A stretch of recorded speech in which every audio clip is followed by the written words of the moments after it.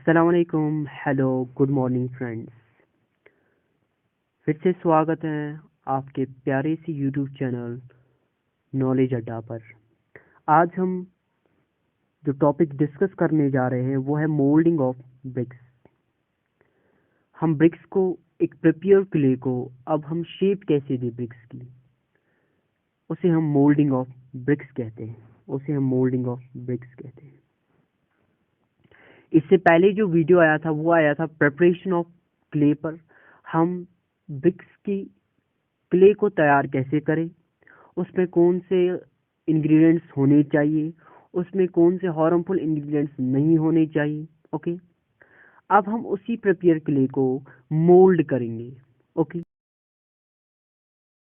The process of making bricks the process of making bricks from pugged clay with the help of mold is called molding of bricks.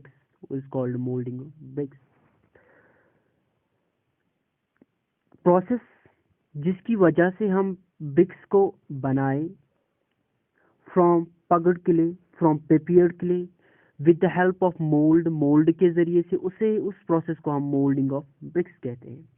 Moulding of BRICS वो process है जिसकी वजह से हम bricks को तैयार कर सके from pugged clay, from prepared clay with the help of mould के जरिए से।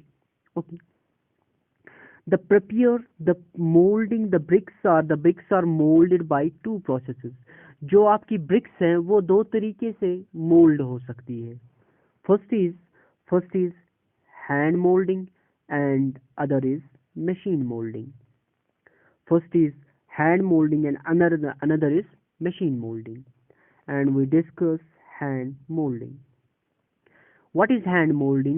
The process of making bricks with the help of mold by hands manually is called hand molding.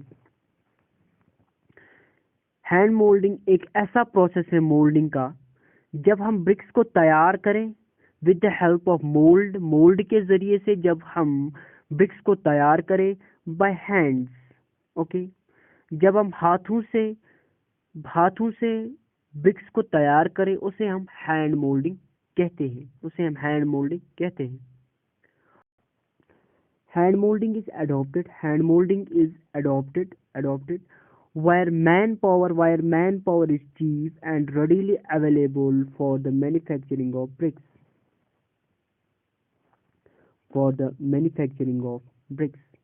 Hand moulding is adopted wire man power. Hand moulding हम तब adopt करते हैं जब हमारे पास जो मैन पावर है वो चीप है, वो बहुत कम कीमत पर काम करते हैं और रेडीली अवेलेबल है, और इजीली हमारे पास बंदे अवेलेबल है, इजीली हमारे पास लेबर्स अवेलेबल है for the manufacturing of BRICS की मैन्युफैक्चरिंग के लिए।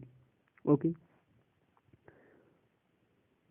The mould is a rectangular box. अब जो मोल्ड हम यूज करते हैं जिसकी वजह से हम ब्रिक्स को शेप देते हैं, एक प्रिपेयर्ड क्ले से हम ब्रिक्स को बनाते हैं, उसे हम मोल्ड कहते हैं। और मोल्ड एक रेक्टेंगुलर बॉक्स होता है, या वो स्टील का होता है, ईदर ऑफ स्टील या वुड, आपकी वुड का होता है, which is open at top and bottom.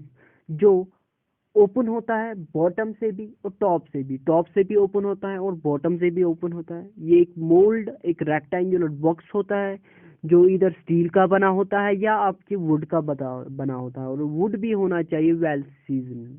Okay, बेहतरीन वुड होना चाहिए।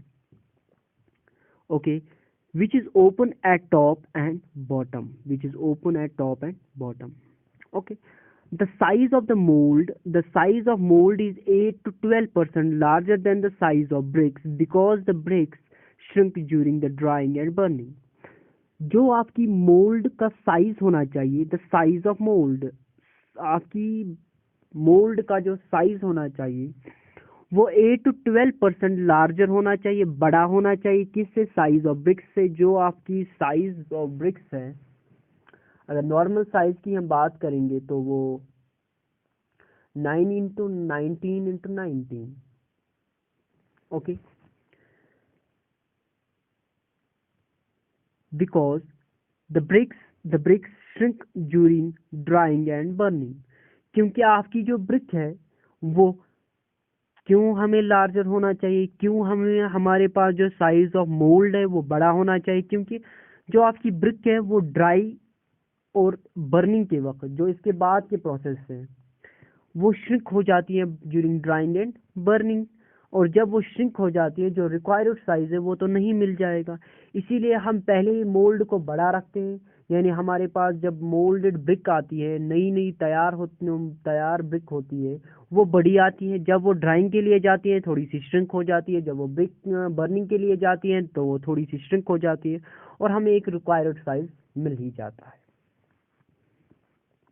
उसके बाद hand moulding is also of two types. जो आपकी हैंड मोल्डिंग है वो भी दो तरह की होती है, एक ही होती है ground moulding and another is table moulding. जो ग्राउंड मोल्डेड ब्रिक्स होते हैं, ग्राउंड मोल्डेड ब्रिक्स जब हम हैंड मोल्डिंग को ग्राउंड पे करेंगे, जब हम हैंड मोल्डिंग को एक ग्राउंड पे करें तब हम इसे ग्राउंड मोल्डेड ब्रिक्स कहेंगे या ग्राउंड मोल्डिंग कहेंगे। ओके। और उसके बाद टेबल मोल्डिंग, जब ये सारा जो हैंड मोल्डिंग का सेटअप एक टेबल पे हम लाएंगे तब हम इसे टेबल मोल्डेड कहते हैं। और टेबल मोल्डेड जो होते हैं table moulded bricks are good as compare to ground moulded bricks, क्योंकि जब आप टेबल मोल्डेड से ब्रिक्स निकालते हैं तो उसमें से आपको बहुत ज़्यादा फर्स्ट क्लास ब्रिक्स मिलती है as compare to the ground moulded bricks. Okay. उसके बाद second process is machine moulding. एक हैंड मोल्डिंग था, दूसरा है machine moulding. The process of molding bricks by means of machine।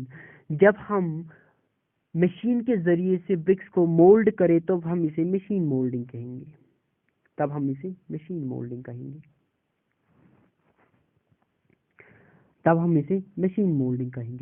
When a large number of bricks are of good